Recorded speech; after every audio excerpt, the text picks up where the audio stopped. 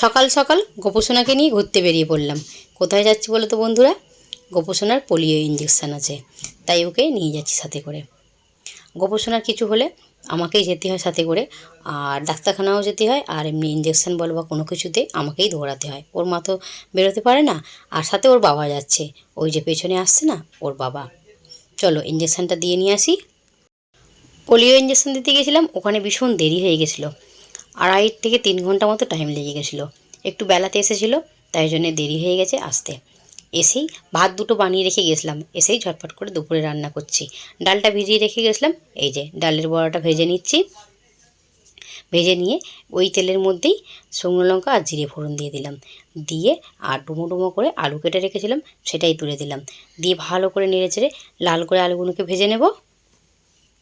এত বেলা হয়ে গেছে, ছেলে মেয়েদের মুখের দিকে আমি তাকাতে পারছি না। ছেলে মেয়েরা আমার মুখের দিকে তাকাচ্ছে, মা কখন দুটো রান্না করে দেবে ওরা খাবে। ওদের ভীষণ খিদে লেগে গেছে। সেই কোন সকালে দুটো করে রুটি খেয়েছিল। মাম তো একটা রুটি খায়, আর ছেলেরা দুটো রুটি খেয়েছিল। খিদে তো পাবে, তাই না বন্ধুরা? 3টে বেজে গেছে বাড়ি আসতে। এসেই চটপট করে রান্নাটা বসিয়ে দিয়েছি, ওই জন্যে দেরি করিনি। আর দুটো গ্যাস জ্বেলেছি জানো, দুটো গ্যাস জ্বেলে রান্না করছি। ভাতটা আমি আগেই করে রেখে গেছিলাম, নাহলে তো আরোই দেরি হয়ে যেত। মশলাটা কষিয়ে জল দিয়ে দিলাম। গোপুসোনাটাকে নিয়ে যাওয়াটাও খুব জরুরি ছিল। যদি না নিয়ে যেতাম, ওর মা কী করে নিয়ে যাবে বলো তো? ওর মা তো নিজেই ঠিক মতোভাবে বাইরে বেরোতে পারে না। আর ওর বাবা তো একা, মানে কী বলবো, মানে ওর বাবা একটা কাজ করে, সেই কাজ সামলানো, আবার ঘরের কাজ সামলানো, একা না হিমশিম খেয়ে যায়। আর একটা বাচ্চার দায়িত্ব অনেকটা বড় দায়িত্ব। একটা বাচ্চা সামলানো কম মুখের কথা নয় বন্ধুরা।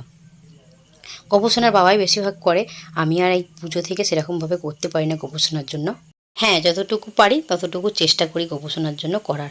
আমার তো দোকান আছে, দোকান সামলে, ঘর সামলে, বাচ্চাদের সামলে যতটুকু হয় সময়, ততটুকু গোপুসোনাকে সময় দেওয়ার চেষ্টা করি। রান্নাটাও হয়ে গেছে আমার। এদিকে বড়ার ঝোলটা বসিয়ে দিয়ে আমি কটা আমড়া কেটে নিয়েছিলাম।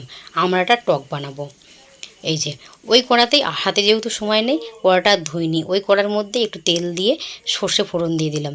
সর্ষে ফোড়ন দিয়ে আর এই যে কেটে রাখা আমড়াগুলোকে দিয়ে দিলাম। আমড়াগুলোকে দিয়ে একটু নেড়ে ছেড়ে লবণ হলুদ দিয়ে ভালো করে একটু ভেজে নিলাম। ভেজে নিয়ে এতে পরিমাণ মতো জল দিয়ে দেবো। জল দিয়ে এটাকে ফুটিয়ে নেব। নামানোর সময় একটু চিনি দিয়ে নেব। রান্না করেই আর 1 মিনিটও দেরি করিনি, মাম্মার বাবুকে খেতে দিয়ে দিয়েছিলাম। খেতে দিয়ে মাম্মামের ড্যাডির ভাতটা গুছিয়ে নিয়েছিলাম।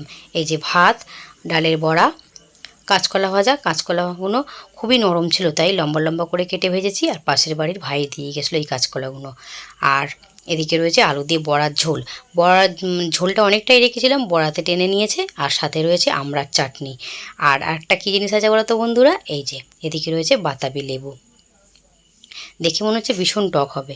আজকের মতো এখানেই শেষ করলাম। ভালো লাগলে লাইক দিয়ে পাশে থেকো। সকলেই ভালো থেকো, সুস্থ থেকো।